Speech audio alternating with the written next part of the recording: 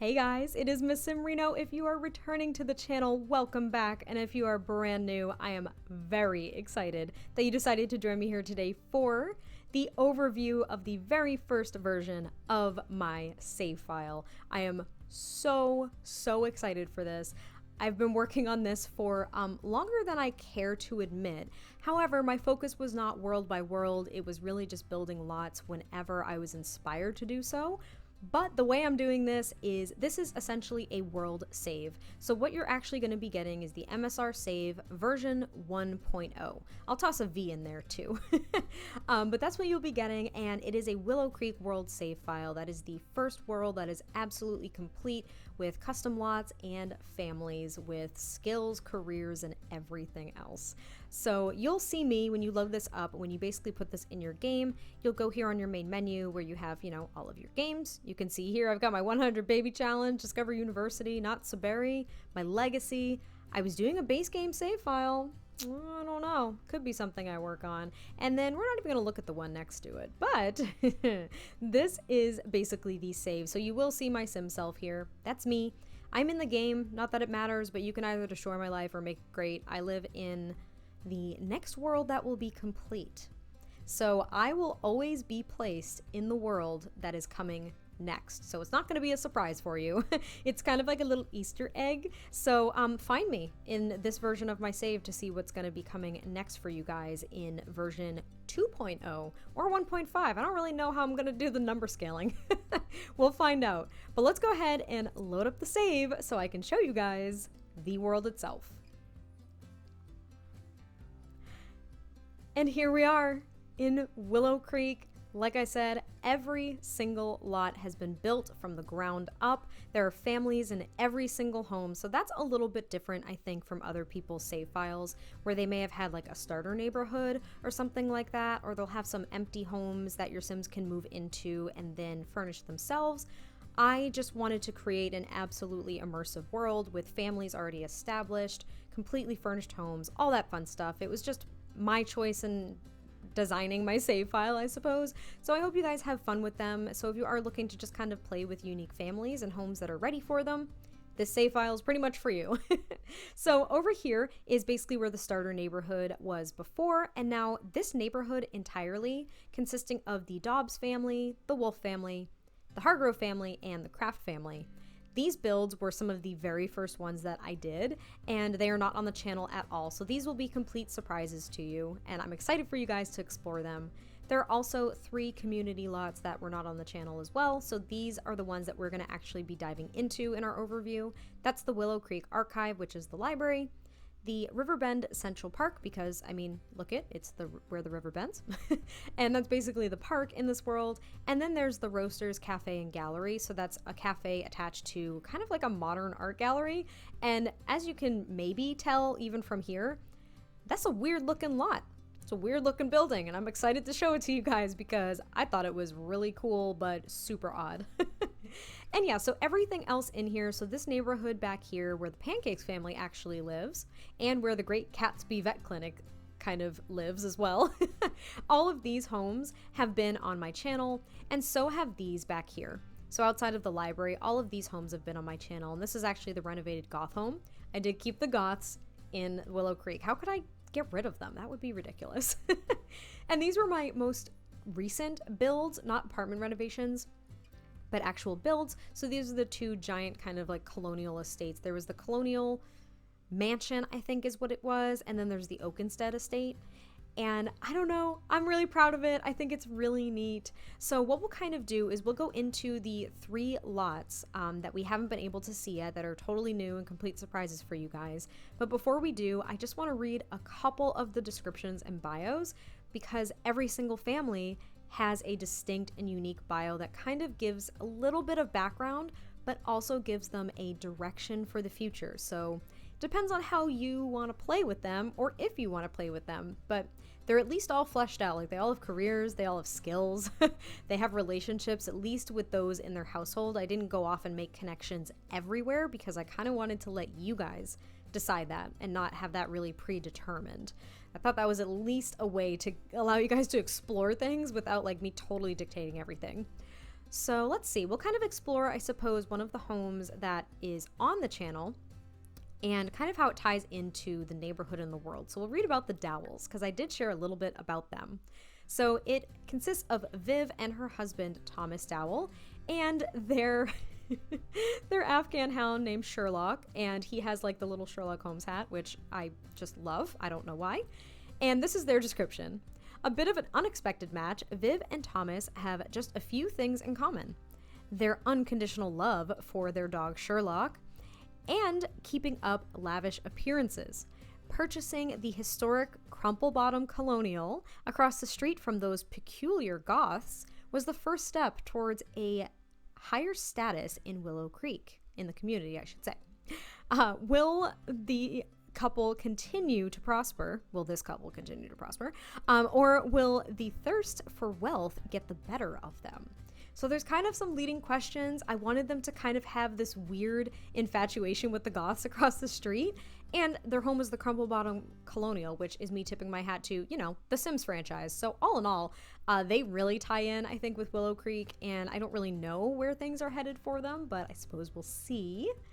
And I also wanted to read the description for the Auto and Aerospace Museum. So this was a build that was on my channel probably a couple of months ago. Oh my gosh, no, almost a year ago at this point, like last May or June. And I really like this build, first off, but I also really like the description that I came up with because, well, I like to poke some fun every now and then. Cars, airplanes, and rockets, oh my. Without these modes of transportation, we would be left with teleportation and loading screens. That isn't a world that any sim wants to live in. And I'll leave it at that. I'm just poking some fun. We don't have cars and we don't have airplanes or anything. We don't have anything. So teleportation and loading screens, you won't learn about that here at the Auto and Aerospace Museum. You'll be looking at enthralling signage and metal birds with wings. And there's also a gift shop. So yeah, I thought it was really fun. There's also the Riverbend Health Club, which was on the channel, and the Leafery, which is the vegetarian restaurant. And it's actually owned by the Mulligan family. So let's learn a little bit about them as well. They live up here, across the street from the pancakes, kind of, sort of. And this is Mulberry Avenue. That's what this neighborhood / street is. So they're at 18 Mulberry Avenue. If you guys didn't realize that, even when you have a household in there, you can actually go ahead and name the lot. I didn't give them lot descriptions. I thought that was kind of a little much, but I did at least name them. So this is Mulberry Avenue. So actually, before we get into them, over here where the Dobbs family lives on this street is Hyacinth Way, because I love hyacinths. They're really pretty flowers, if you didn't know, and I hope I'm saying that correctly. The Goths live on Crumple Bottom Drive, because I wanted to make sure that kind of stuck with the historic, I don't know, feel to this neighborhood. And then kind of back here, these two estates, these are just on Oakenstead Road, because I thought that the Oakenstead estate was the more historic estate that's kind of back here in this neighborhood. And down here, I don't believe I actually gave, I didn't give any of the commercial or any of the commercial lots. I didn't give them street names, but I was thinking that this was like Riverbend Street or something because, you know, everything kind of like in this nook of the neighborhood, I considered like Riverbend. I don't know. So the Mulligans, they actually own the Leafery here, and it's actually the wife Connie. So it's Connie Mulligan, her husband Walter, and their children Patrick, Jonathan, and Sally. And this is their description. Walter has spent most of his adult life with his nose in books. What would you expect from a university professor? His wife Connie owns the Leafery on the riverfront. The eldest son, Patrick, or their eldest son, I'm really failing at reading today. Their eldest son, Patrick, is a bit lazy, and Walter is concerned that he doesn't take his education seriously.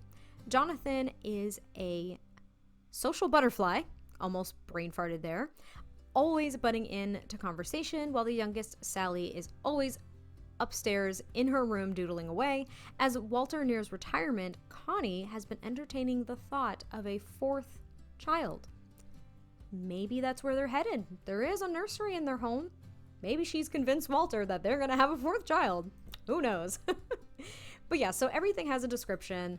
For example, too, like Elle Craft here, her and her cat Senator, who's a Maine Coon, and I love him. She is a freelance writer, and she has actually been inspired by her rescue Maine Coon Senator to potentially explore becoming a vet, which is something she's always had an interest in. So I was thinking maybe she'd buy the Great Gatsby Vet Clinic. We'll see what you guys kind of want these Sims to do with their lives, because I kind of had a thought, but I wanted it to be leading.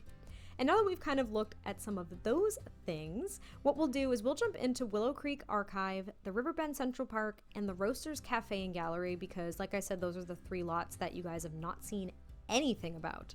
So we'll go into the archive first. And here is Willow Creek Archive. It is kind of a big colonial building, and I had a lot of fun building it. It's actually the tallest wall height, by the way, so that's a little insane, but that's why it looks so much bigger, I think, than all the other homes. And also the foundation is lifted quite high to ensure that I had like the staircase to actually work with. But this is the library, so we'll look downstairs first. And I am in build mode, so please just ignore all of the stuff, because I didn't feel like going into a family and dragging them here. I don't know, it's just gonna be a lot more work. I don't know. But this is like the front reception area, so this is where you could check out books as well as purchase like a library card, or so I would think. It has kind of a mid-century vibe to it too, this library. I'm kind of just realizing that. I don't know. And here is the actual library part. So here's where all the bookshelves are, and they do kind of like shake a little bit, because they are overlapping with one another, so I hope that doesn't bug you guys too much. But I was thinking that these stools were what they would stand on to access like some of the higher shelves, and there are enough of these bookshelves to access, even with these stools blocking maybe some of them, right? So I wanted to go for a look, but your Sims could still access the bookshelves, and there are plenty over here too. It's literally a mirror image from the other side. So that's basically where the library portion of it is, because upstairs, oh, don't want to show too much. Upstairs, here's like kind of like the landing area. So there are some book carts and some seating areas, as well as a few computers for your Sims to kind of sit down and study at. And there's like little stacks of books and some plants too, because I wanted it to be pretty. And here's the kids area. You probably saw glimpses of it as I tried to avoid it, but it's so colorful and fun, and I feel like it's such a stimulating environment for kids to learn and be creative and explore. There's even a little puppet station, so they could put on little puppet shows, which if you think about like local libraries or community centers, they'll usually have like reading sessions for kids or little activities, and I thought that was at least some way to tie that in. And there are also a couple computers so the kids can do their homework or visit kid-friendly websites, of course, and just kind of be loud in their little kid area and enjoy themselves, maybe while mom and dad are getting some work done over here. So every other desk has a computer or is empty, so your kids or teens or uni students could actually do their homework on some of these. And there are also a few computers to, you know, conduct any research or write any papers and stuff like that. Now, I may actually sub out a couple of these computers with the, what is it, like the research archive machine or whatever it is. I may even put them out here too, because this kind of seems like it would be a good hub. So in your version of the save, they won't have them because I'm kind of doing this after the fact, after I've extracted it. But yeah, maybe that's something that you guys could add if you wanted to. And that's the library. I thought it was really neat. There's some art easels out here on the top balcony, just some seating areas and chess tables on the back, as well as a swing set and some monkey bars so the kids can go outside and play too. They won't just be cooped up looking at books and stuff like that. But yeah, that's the library. So that's Willow Creek Archive. I feel like this building has been here for a very long time, since this is kind of the historic part of the world itself. And I don't know what it was before. Maybe it was like a town hall, I think. But now it is the library. So what we'll do next is we'll go over to Riverbend Central Park. And we're at Riverbend Central Park. One of my favorite things in this entire world, because it took me a really long time and I thought it came out really nicely.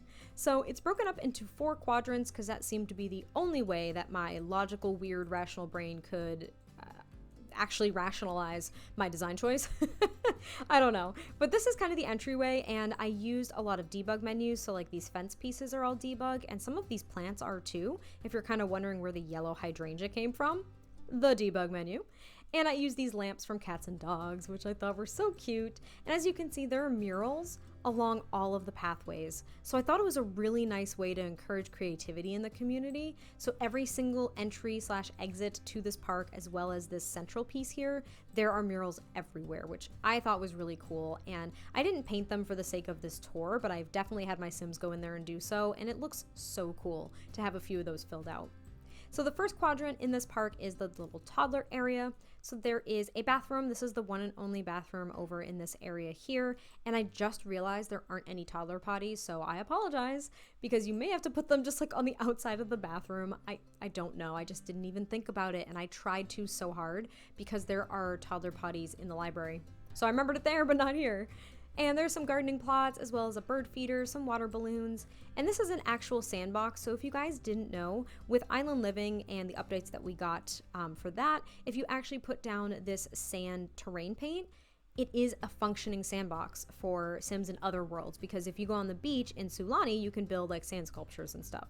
So they can actually do that here, and there's also the ball pit and a slide, as well as some other toddler toys, so they can have a good safe time there away from the big kids, which have their own playground over here. So they also have a sandbox so they can kind of mess around there, but they have swing sets and monkey bars and the pirate ship to play around in. And over here, more gardening plots and the picnic area. So your Sims can actually grill out with their friends and family and kind of chill out here. And there are tons of garbage cans so they don't leave a mess, but we all know Sims do.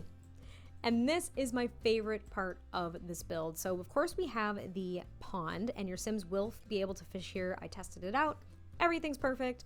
And now there's a little vendor stand. And when you play, I will be honest, you have to hire a vendor here. So it will be 100 simoleons for this to be functional. But I thought it was a nice idea that maybe some local Sims come here and sell their produce on like Sundays or something like that, because this is the fruit and veggie stand. So I was really stoked about that. I thought it was cool. I tried to avoid a vendor stand because of that cost and like the break in realism temporarily, but it was worth it for me. And then I put the street galleries here as well as an easel. So if your Sims want to make some paintings and then try to sell them, that was kind of a nice way to make this a functional park too, like just a little bit more to do.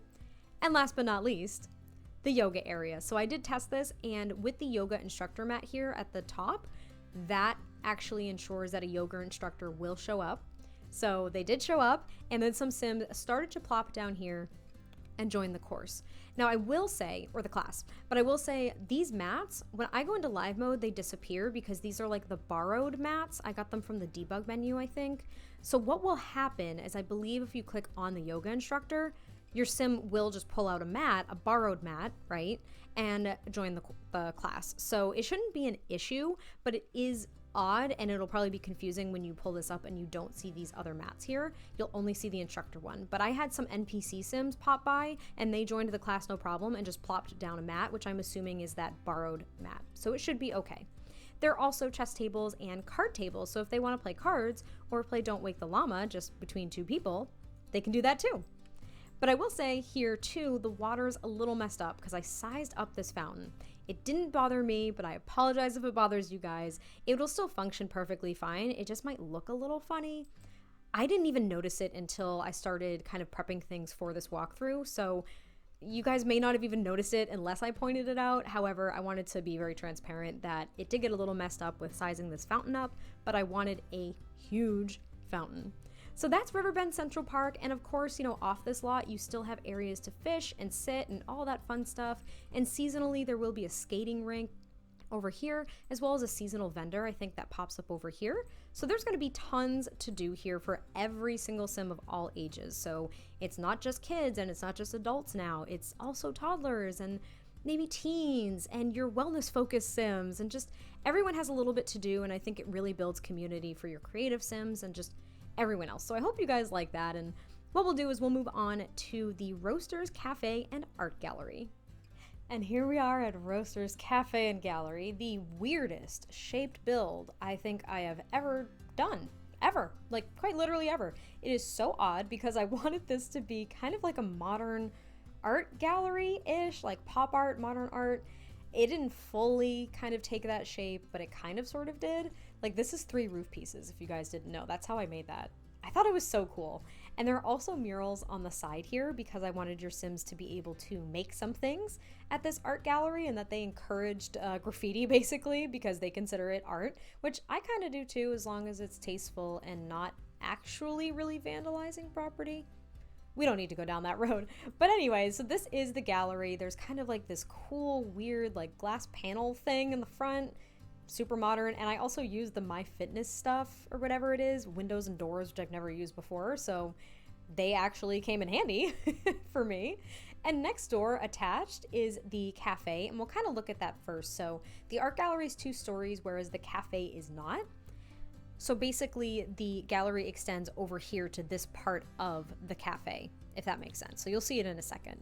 So we'll jump into the cafe, and here it is, just kind of very clean, very decorated, and it's really, really cute. I really enjoyed it. There's plenty of tables inside as well as tables outside on this little patio area where this is the little gate here, so they'll have no trouble jumping in. And then there are some bathrooms off of the side here to the cafe, and it's not technically attached, like there's no pathway from the cafe to the art gallery. But here's the art gallery, here's the main entrance, and this desk here serves no purpose other than the fact that it looks like a reception desk, right? But you don't have to do anything. There's nothing that's going to be offered. And here's the staircase that leads upstairs. So here's kind of like the modern pop art thing I was going for. And of course, Bob Pancakes is here, right?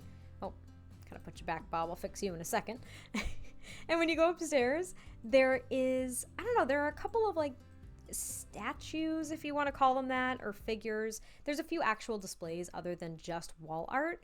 So I was thinking that maybe this was the stand-up bass that this famous musician used, so I put it on display, and I used these debug plaques here to make it look as though they described what the exhibit was and the artwork you were looking at. And the lighting is very dim on purpose because, well, it's an art gallery, so I wanted it to highlight the art and not be very bright. And now there's a piano and some other instruments here too, which I don't think your Sims can reach them to pick them up. I really hope they can't, but I did like the way that it looked.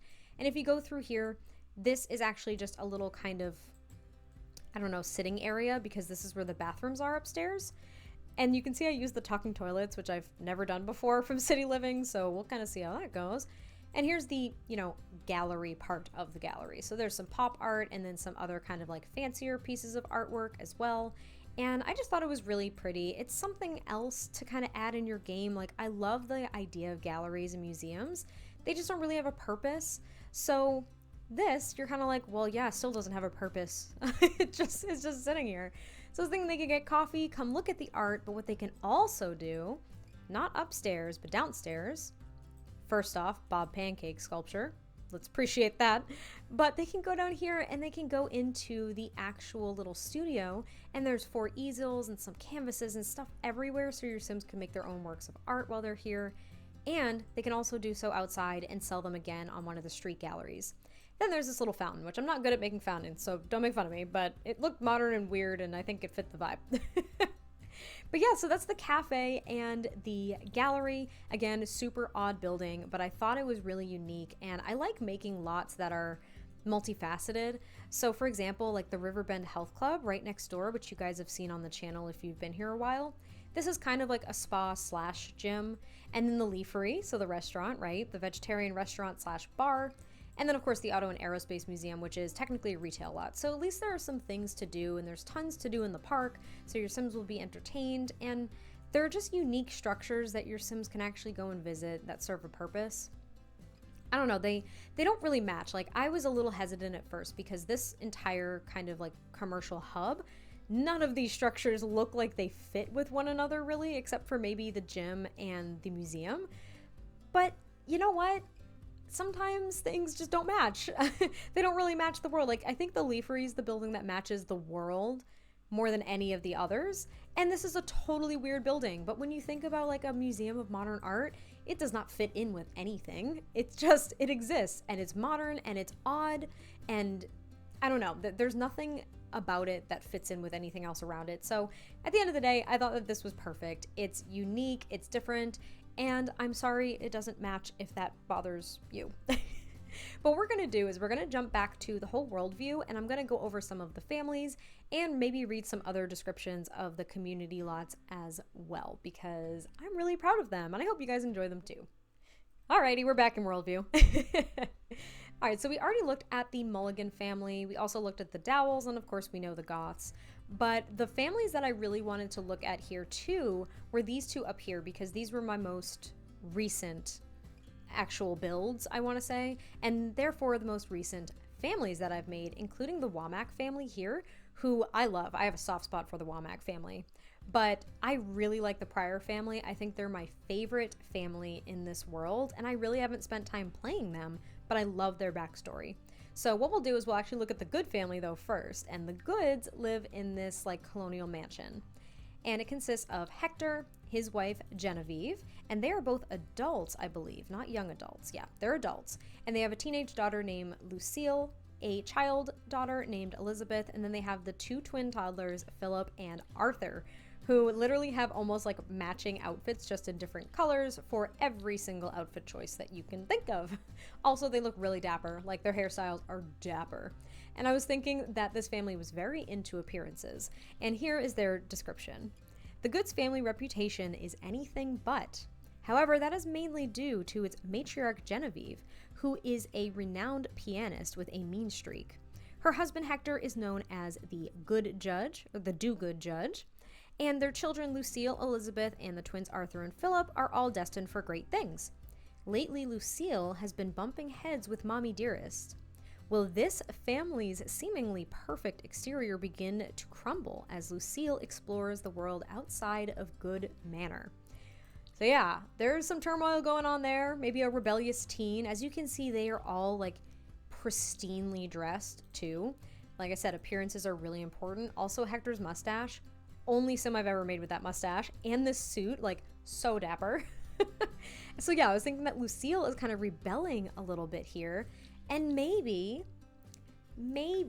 she's rebelling with this kind of like, I would assume her mother would call like bummy, I don't know, teenage boy. So his name is Brody Gagnon, and this is his little sister Janie, and they actually live with their aunt and uncle, Susanna and Maxwell Pryor.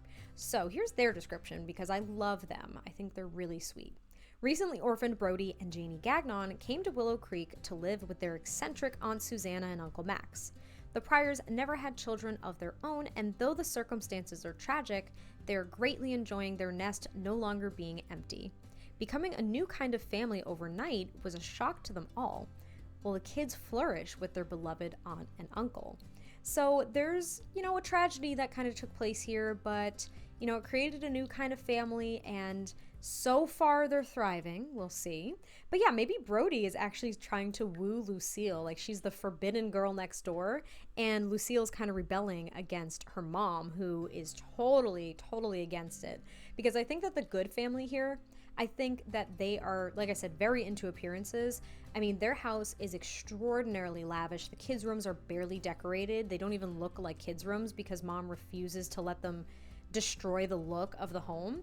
And yet here, the Pryors, they're wealthy and they have this big estate, but they're so fun-loving because Susanna is pretty eccentric and kind of laid back. I think Maxwell, I think he's a CEO, so like he's in business, so he's done really well for himself. And I think Susanna is actually the director of admissions at a college, so she works in education. So they're successful and they have this really big home, and they really just got it because they had the space and the privacy. Like they have an above ground pool and just places to entertain, and their grounds aren't as manicured as the Good families. And I feel as though now they feel justified in the home that they've bought because they're providing a really nice environment for their niece and nephew. And yeah, I don't know. I just feel like these two families bump heads so much. And like maybe even the Goths get along really well with the Good family. I don't know where Cassandra Goth kind of ties in with some of these other teens too. I haven't really thought about it, but it's interesting. That could be anything you want it to be too. I'm also really partial to the Crandall family, and I think I've shared tidbits about them on social media and whatnot, but I really like them because I was once in a military family, so I kind of have a soft spot for them too. This family consists of Ted Crandall, who is an adult, his wife Fallon, who is a young adult, and their children Mackenzie, Presley, and Beckham. So these are the two. I don't really know if they're twins. I was maybe thinking that one was a year older than the other. Like these kids are not far apart at all, and of course they're all little blondes. They're so cute. But here's their description. Ted never pictured himself as a family man. That is, until he met Fallon. While stationed in Strangerville, the hardened lieutenant met his soon-to-be wife, who had dreams of running away to the city to become an actress. Not soon after they met, they wed. With the strange goings-on in Strangerville, Ted and his family selected a new duty station in Willow Creek to raise their family. So if you guys aren't familiar with like kind of the military, at least the U.S. military, I don't even want to say lifestyle, but you can PCS, which is basically a permanent duty station change. And yeah, permanent change of station, I think is what it stands for. And I was thinking that, yeah, so he was in the military in Strangerville, and then he met his wife, and they had their kids, and Strangerville's a weird place, and they decided to get out of there and go with something a little bit more suburban to raise their 3 kids. And so Ted is still in the military career. He's not retired or anything. He's not necessarily nearing retirement. And Fallon is trying to be an actress. She may not be in the city, but she's trying. So I really like them too.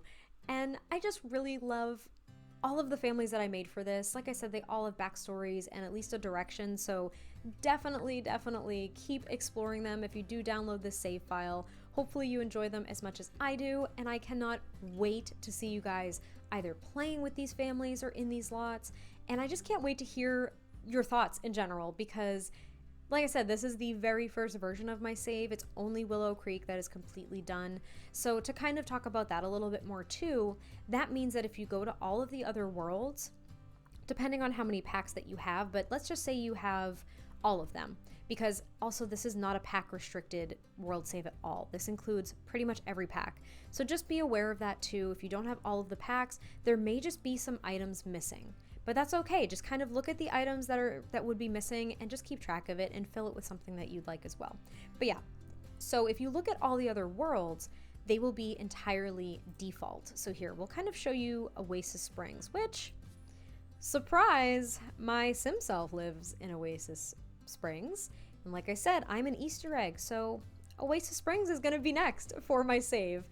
And as you can see, everything's default. I have not touched any part of this.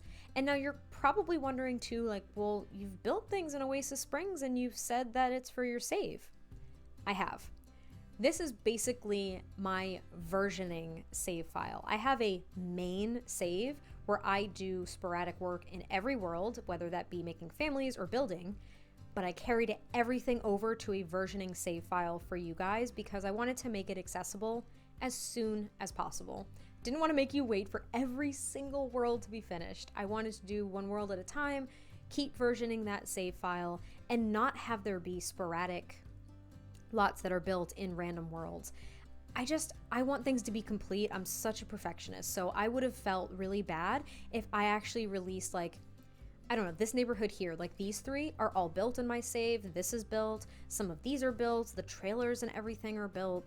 The park is being built soon. I mean, there are things that are almost done, and there are things that are done completely, and then there are the ones that are untouched, and it just feels incomplete. So I didn't want to do that, but all these other worlds will be entirely default when you download this. Like I said, it is just a world save. So what's nice about The Sims is you can obviously have multiple saved games. So if you wanted to download this and kind of play around with it, it doesn't mean that you have to replace a save that you already have. Like, you don't have to replace everything and like lose any progress you've made in other worlds. You know what I mean? I hope that makes sense.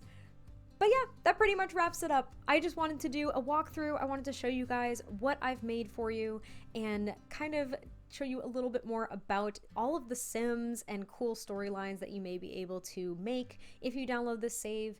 And I cannot wait to hear what you guys have to say about this, and I'm really excited to share it with you. So I hope that you guys enjoyed this rather rambly overview. I'm just so proud of this work, and I was so excited to get it to you guys as soon as possible. So thank you guys so much for watching, and I will catch you next time I post a video, and I'll talk to you soon. Bye!